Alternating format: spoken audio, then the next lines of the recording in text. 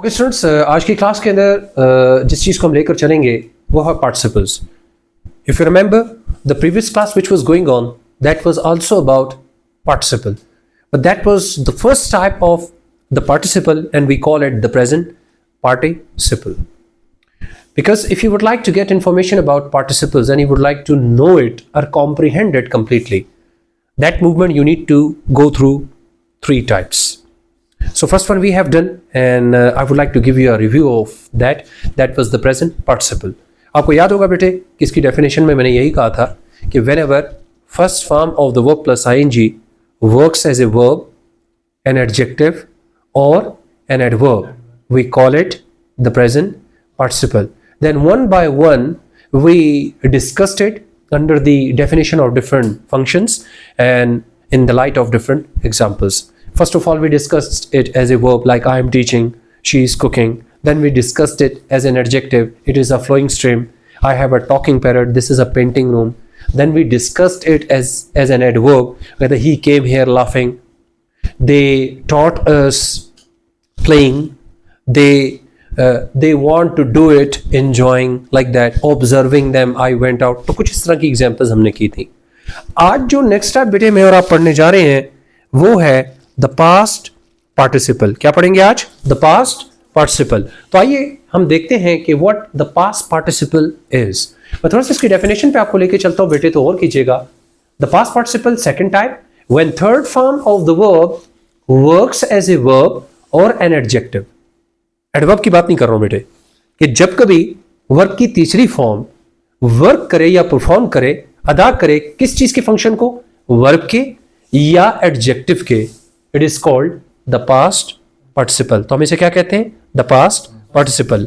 Whenever third form of the verb works as a verb or an adjective, we call it the past participle. तो बेटे जब कभी verb की तीसरी हालत या तो वर्ब के तौर पर काम करे या एक एडजेक्टिव के तौर पर काम करे तो हम इसे कहते हैं द पास्ट पार्टिसिपल. अब एग्जांपल्स पे चलते हैं बेटे. फंक्शंस में सबसे पहले मैंने जो टाइटल दिया है वो है एज ए वर्ब. क्या है? As a verb. तो बेटे मैं ये बताता चलूं कि whenever you are going to face third form of the verb either as a verb और एन एडजेक्टिव. अब वो पता कैसे चलेगा कि third form of the verb is working as a verb और नॉट?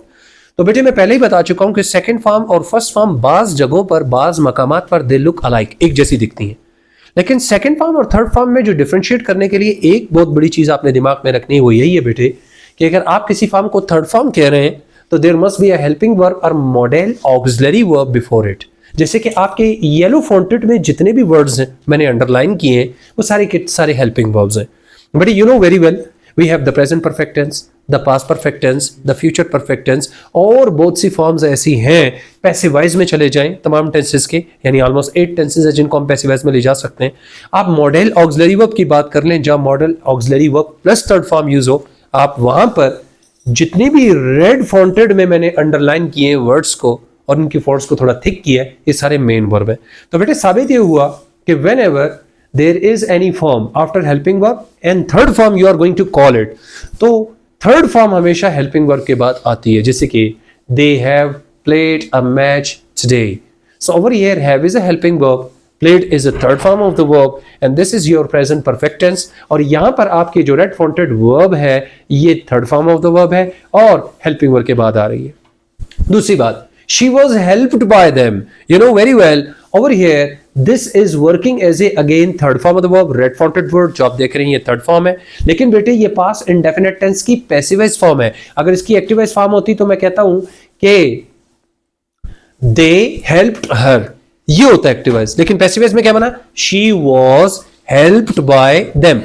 इस वक्त यहां देखिए helping verb plus third form of the verb. तो बेटे थर्ड फॉर्म या तो एक्टिवाइज या पैसिवाइज अगर हेल्पिंग वर्ब के बाद आ रही है आप उसे कहते हैं द पास्ट पार्टिसिपल.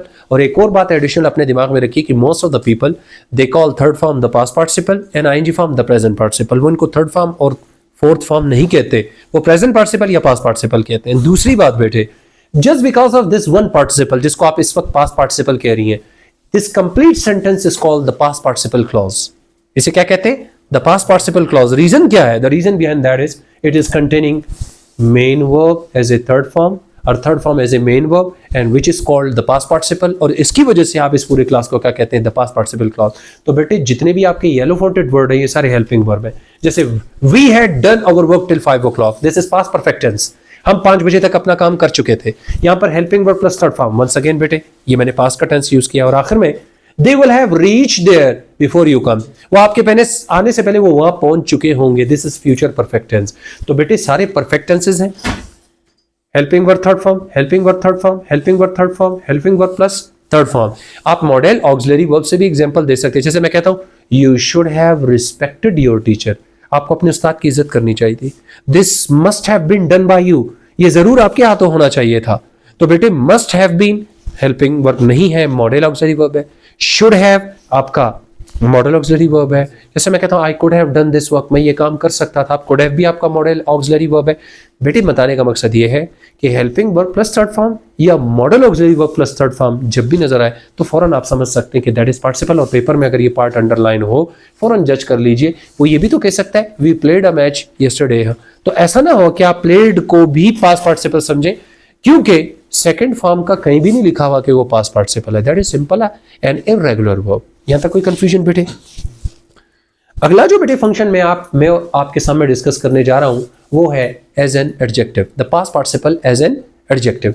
बड़े गौर कीजिएगा, जैसे previously while I was teaching you people the present participle, तो मैंने आपको बताया था कि whenever an ING form is used before a noun to modify it, that is called the present participle as an adjective. जैसे मैं कहता हूं it is a writing pen, ये लिखने वाला पेन है।